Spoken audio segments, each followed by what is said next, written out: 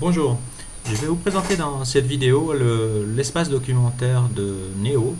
Donc nous allons commencer par rentrer dans la, la page des applications ici avec cette petite icône où il y a les petits carrés.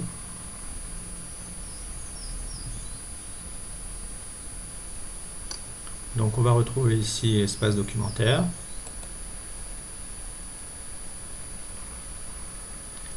Dans cet espace ici, on retrouve donc mon espace documentaire. Donc à la base, on retrouve quatre parties. Donc mes documents, donc ce que vous y avez mis et ce que vous y avez partagé aussi. Le deuxième partie, ce sont les documents qui ont été partagés par d'autres personnes avec vous. Enfin ici, des documents qui ont été ajoutés dans des applications, principalement des images. Enfin ici, la corbeille. Donc si vous avez placé des documents par erreur dans la corbeille, vous pourrez les récupérer et les remettre dans vos documents. Donc voici ici donc ce que j'ai déjà créé avec des répertoires la plupart du temps qui correspondent à des classes. Chacun peut s'organiser comme on veut. Et des dossiers qui ont été partagés, on le voit avec ces petites icônes ici pour ces deux-là. Alors ici en haut, on voit trois modes de visualisation. Un premier ici qui correspond à un diaporama quand vous avez des images dans un dossier.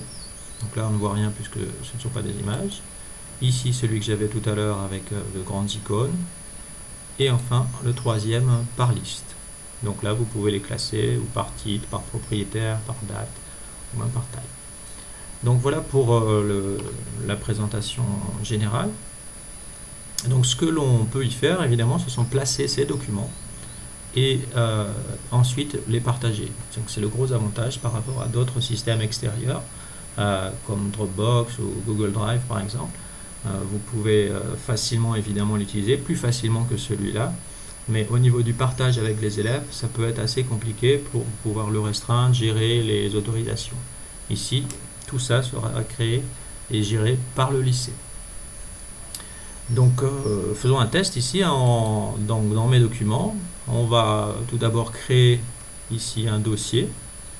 Donc il ne faut pas confondre la partie créer un dossier et créer ici en haut qui correspond à ajouter un document.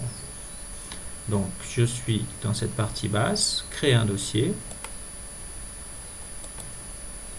Donc je vais l'appeler test.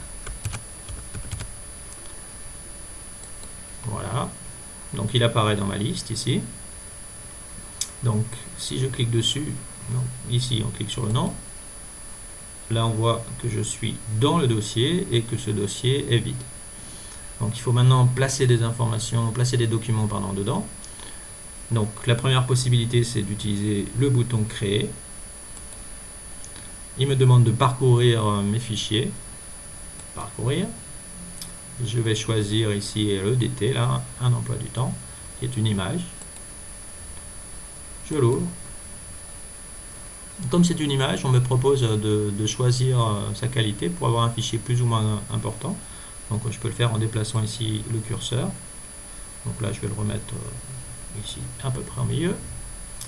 Donc voilà, je peux maintenant l'importer. Je clique sur importer.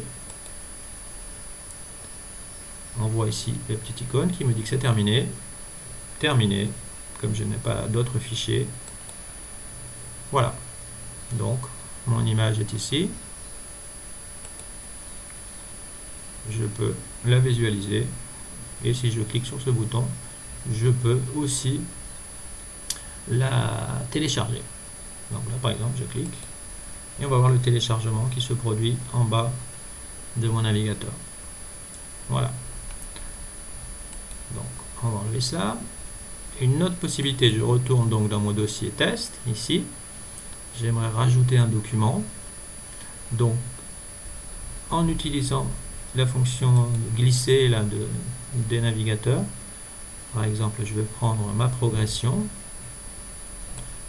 Je laisse avec la souris enfoncée, je déplace et vous voyez si je me mets en bas rien ne se passe, si je me mets dans la partie haute là, la partie marron, on voit ces pointillés là qui apparaissent, je lâche et voilà mon dossier apparaît. Donc cette fois-ci c'est un PDF, donc en cliquant dessus je vois sa prévisualisation ici. Encore une fois, je pourrais le télécharger avec cette fonction-là. On peut aussi le mettre en plein écran.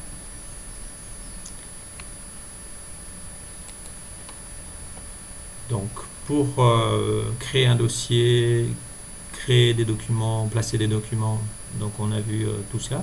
Il nous reste à voir maintenant la fonction la plus intéressante dans l'ENT, à savoir le partage. Donc voilà mon dossier. Si je remonte au niveau de mes documents, je vois apparaître mon dossier test qui n'est pour l'instant partagé avec personne. Vous voyez la différence avec celui de l'équipe de maths.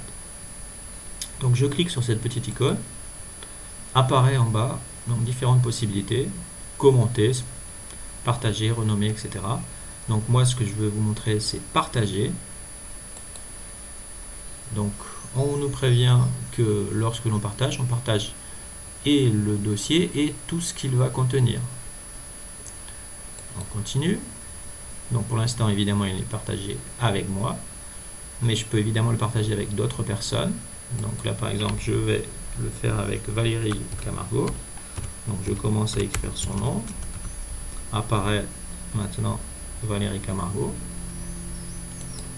Je le prends. Je vois ici qu'elle a consultation. Donc elle pourra lire les documents qui y sont. Elle pourra aussi les commenter. Donc là je peux le laisser ou le supprimer. On peut a priori rajouter la contribution et la gestion. Simplement pour l'instant il faut savoir que si vous partagez un dossier, les autres personnes ne pourront pour l'instant pas placer d'autres documents dessus. Donc c'est dommage, mais c'est le cas pour l'instant. On verra si l'outil évoluera.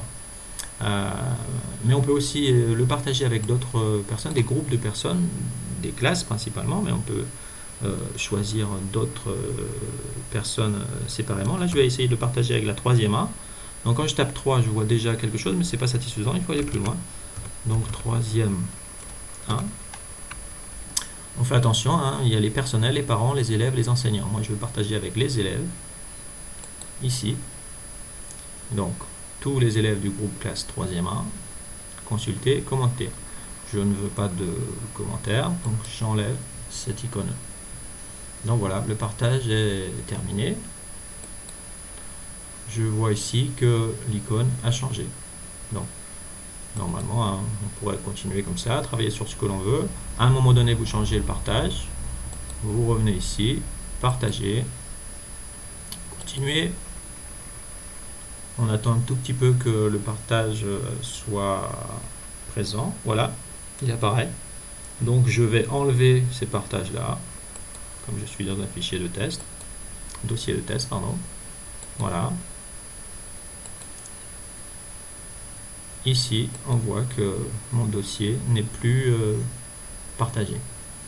Donc voilà les principales fonctionnalités de cet espace documentaire qui est important pour partager des informations, des documents avec d'autres enseignants ou avec les élèves. Voilà, merci.